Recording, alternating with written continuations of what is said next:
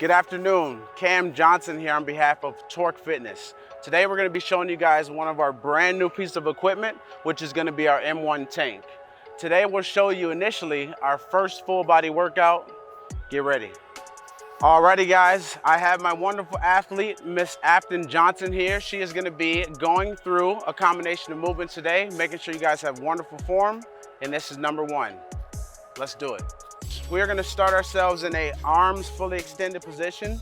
You'll notice that Miss Afton is going to grab her V-straps. We always want to think in terms of a positive shin angle. So one thing you want to pay close attention to is your tension. You notice how we have a neutral, we have a 1, we have a 2, we have a 3. Right now she's on a 3, but without plates. As far as our movement is concerned, she's going to be in a arms fully extended position. Her angle is going to be positive. She'll drive her knees, make sure that toes tucked to her belly button, arms are fully extended, and our goal is to be able to fire up anterior core, which is front of our body, and then as she presses through, it's going to be posterior. Make sure you have enough tension based on the size or weight of your athlete. So therefore, they are getting that forward lean. So second movement of the day, Miss Afton is going to be performing a similar grip position, except for now, she'll take a big step forward into that lunge, still maintaining that positive shin angle, arms fully extended. We want to be able to think mobility as we're creating that stretch for our second movement. So here we go, Afton. Find your tension. She's stepping over an imaginary 1-foot box. We still want to make sure that we have the correct amount of tension, so therefore that core is getting engaged. She's sinking into her hips and preparing for her next order of business. All right guys, as we prepare for what's going to be our third movement in our full body workout, we have Miss Afton now with a single strap hold. I've intertwined it so therefore she can have a better grip with one arm. Biggest thing here is making sure that your hips stay parallel to the wall or window in front of you and starting under tension. So as far as our movement's concerned, she's going to have a lateral crossover step, making sure that she sinks into her hip and drives forward. Let's take a look. She's getting depth, pressing through, driving that inside knee. Notice how through each and every repetition, she keeps tension through her V-strap. Good. Pressing through that inside leg, driving through that outside foot or knee. We have our tank here, we have our athlete, Miss Afton here. We're gonna get ready for movement number 4. Notice the body position we're gonna put her in versus a traditional row or pull. She's gonna be in a staggered stance. Her motion is gonna be reach, hug it to your inside hip, upper body pull, lower body floss. Here we go. Set that base first, Miss Afton. She wants to stay under tension. She's gonna reach, cover ground, and then roll to a rib cage. Reach, roll, keeping your hips at that 45-degree angle. So therefore, we're getting core engaged, we're getting lower body engaged, and we're also obviously getting our upper body pull engaged. She's gonna cover 100 feet. Movement number 5. We're gonna put ourselves in a split position, soft knees. You're gonna wanna pay attention to the tension that you choose. If I had neutral, this thing will go flying. We're gonna set her up with the 2. Her position on her handles are gonna be neutral. She's gonna punch, hopefully cover ground, make it almost like a plyometric, and then she'll cover and set opposite side. So let's see what a couple repetitions look like here. Big push, good, stable step, nice.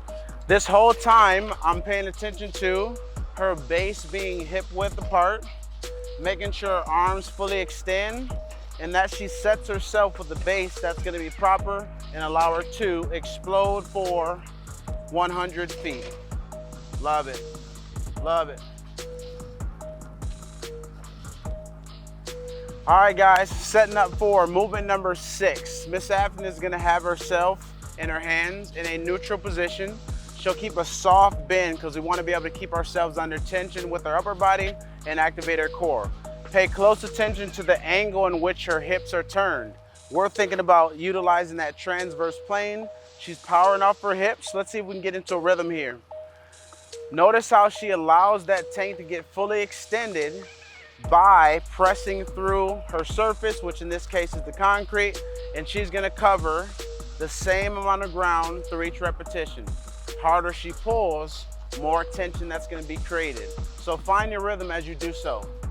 Get it. Good, good, good. All right, guys, we're preparing for movement number 7 in our full body workout.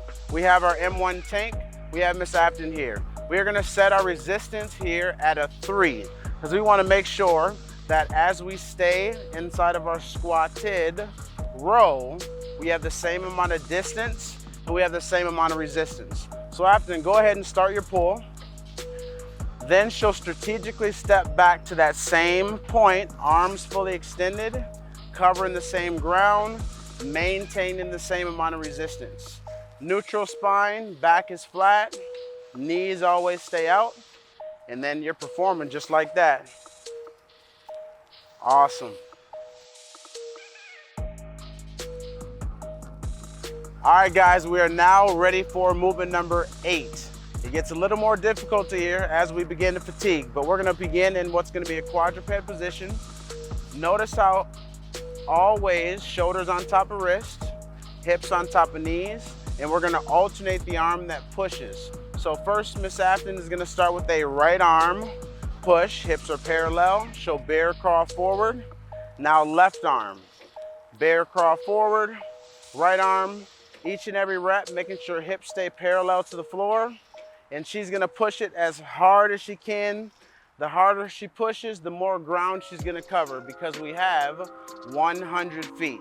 If I wanted to make this tougher on my participant or my athlete, then I would change my resistance from a 2, which is here, to a 3. But it looks like we're in business.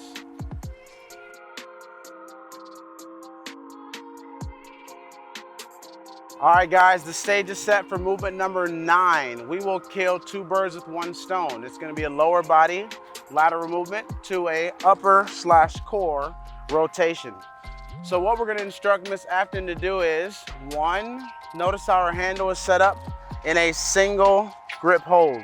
Arms are extended. First she'll step, set that base, then she'll rotate through her trunk, power up that inside foot, and repeat. Lateral step, good. We can always adjust our resistance on our M1 tank, taking into consideration that the harder that you pull, the more tension you'll get. But see how she's doing an awesome job of setting her base first and then rotating across second.